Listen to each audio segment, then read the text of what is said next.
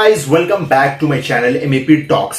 तो आज मैं आपको जो नीचे वीडियो दिख रही है ना, ये साइट विजिट में करा रहा हूं इंजीनियर्स को और सुपरवाइजर्स।